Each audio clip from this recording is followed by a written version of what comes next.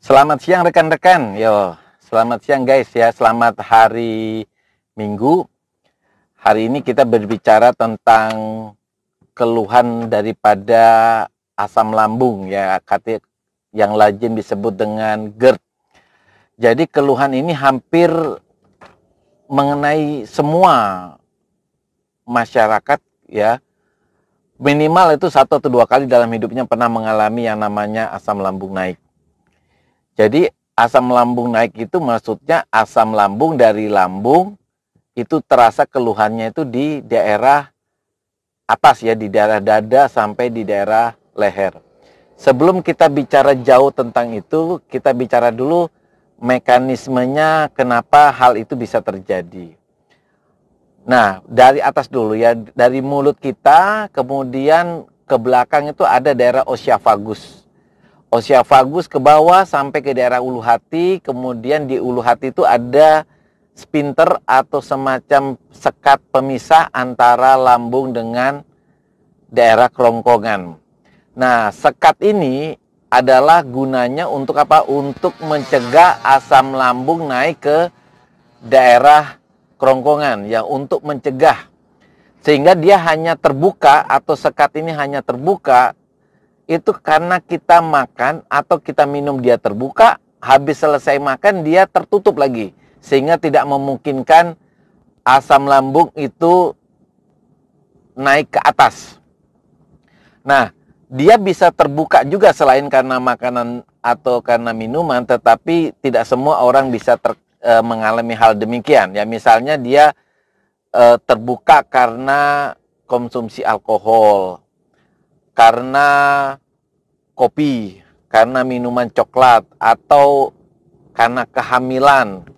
Bisa juga terjadi karena efek samping obat tertentu, misalnya aja obat gula kayak metformin. Mungkin ada orang yang memulai dengan pengobatan gula dengan metformin, tiba-tiba ulu hatinya sakit. Atau efek obat seperti obat hipertensi amlodipin juga bisa membuat sakit di daerah ulu hati.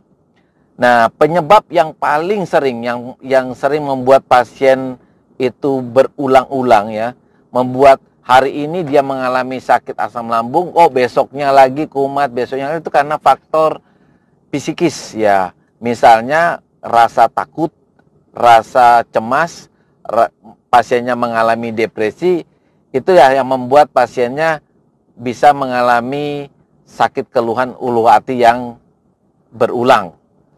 Nah, bagaimana kejadian itu bisa terjadi? Karena ketika keluhan-keluhan itu yang misalnya cemas, khawatir itu terjadi, itu akan membuat sekat daripada pemisah ya, daripada lambung ke kerongkongan itu terbuka. Nah, terbuka sehingga tidak ada lagi sekat yang memisahkan. Ketika pasiennya mengalami tidur ya, misalnya tidur miring ke kanan ya, karena posisi lambung itu kan sebenarnya posisinya ada di kiri ya, di kiri perut kita. Ketika dia miring ke kanan, maka asam lambungnya itu akan keluar daripada lambung mengenai kerongkongan, dari ulu hati, dari kerongkongan yang di bagian tengah dada sampai ke daerah kerongkongan atas. Maka keluhannya muncul seperti batuk, kemudian rasa asam di mulut, kemudian rasa menelan makanan itu seperti menelan ada tulang ikan di daerah leher. Dada rasa panas, sesak napas, bahkan pasiennya merasa kayak tercekik dan butuh oksigen yang hebat. Pasiennya juga kadang-kadang merasa keluhan nyeri ulu hati yang tembus ke belakang. Dan guys, itu semuanya terjadi karena refleks daripada asam lambung ke daerah oesophagus. Dan guys, untuk mencegah refleks ini tentu ada beberapa langkah yang dilakukan. Pertama adalah guys itu mengubah posisi tidurnya. Posisi tidurnya pertama miring ke kiri ya. Kalau kita miring ke kiri kan posisi lambung ada di bagian bawah.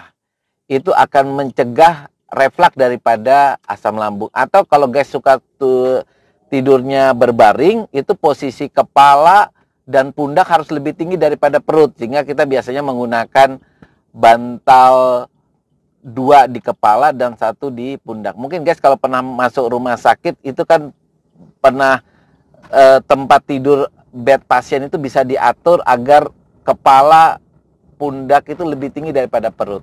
Nah, kalau di rumah kita bisa lakukan dengan menggunakan bantal penyangga. Atau guys bisa misalnya membuat tempat tidur yang berasal dari busa dengan ketinggian bagian kepala itu 30 cm, kemudian sampai daerah pinggang 0 cm. Ya, itu juga bisa digunakan untuk mencegah refleks daripada asam lambung. Kemudian guys, bisa menambah dengan memberikan terapi antasida. Jadi antasida itu diminum menjelang tidur berbaring.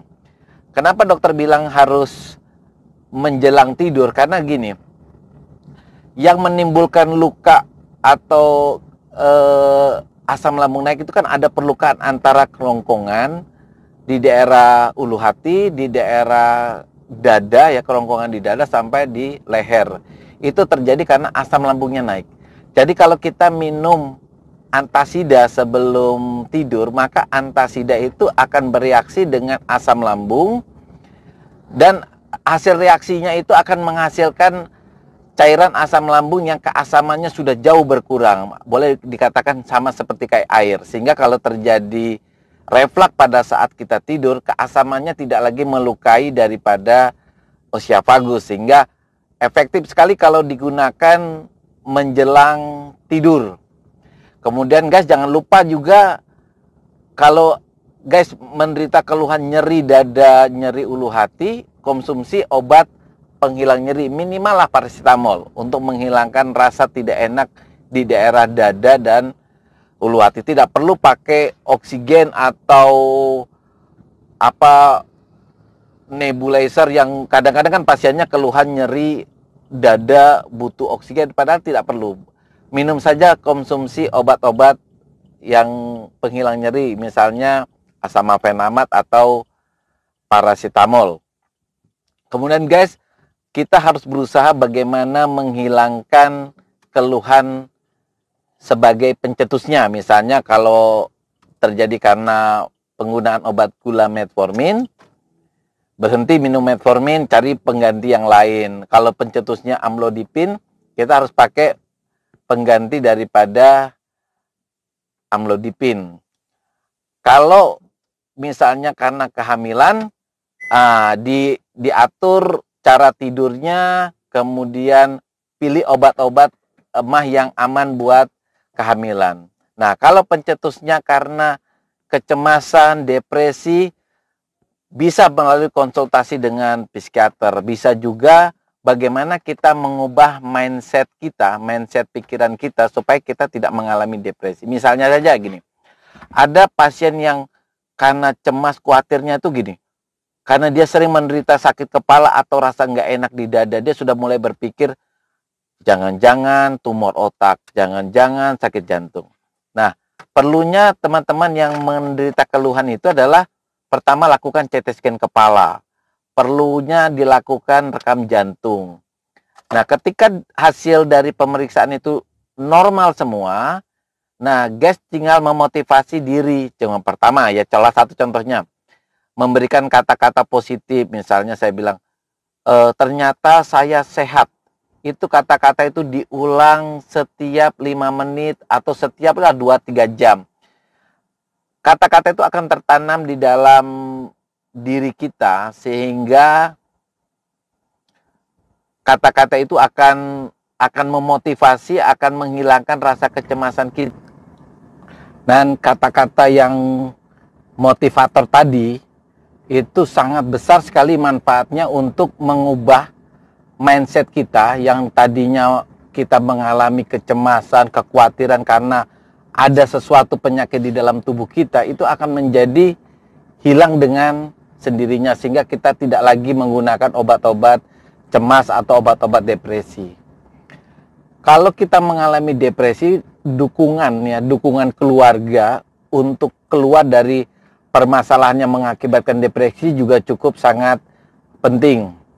Dan kalau faktornya faktor ekstern, misalnya adalah yang sering dokter dapat di praktek, misalnya orang tua yang mengalami penyakit GERD karena asam lambung naik, itu bisa terjadi karena rasa sepi yang terjadi. Misalnya anak-anaknya sudah besar, kemudian sudah bekerja di luar kota, apalagi pasangan hidupnya sudah tiada, itu akan membuat rasa sepi pada diri pasien. Nah, untuk mengatasi masalah yang dari faktor ekstern ini ya, itu harusnya keluarga tahu bahwa penyakit asam lambung ini terjadi karena rasa sepi yang dialami oleh pasien, sehingga pasiennya bisa pertama hidup bersama dengan anak-anaknya, diajak anaknya untuk tinggal di kota yang sama, atau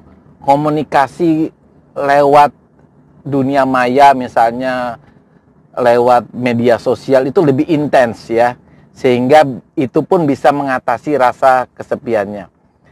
Demikian teman-teman sekilas ya tentang penyakit GERD, yaitu refleks daripada asam lambung yang disebabkan oleh banyak hal. Salah satunya adalah psikosomatik, artinya mood atau rasa pasien yang tidak nyaman. Dan juga diceritakan juga bagaimana cara-cara trik mengatasinya. Demikian, selamat siang. Jangan lupa untuk subscribe, like, dan berikan komentar.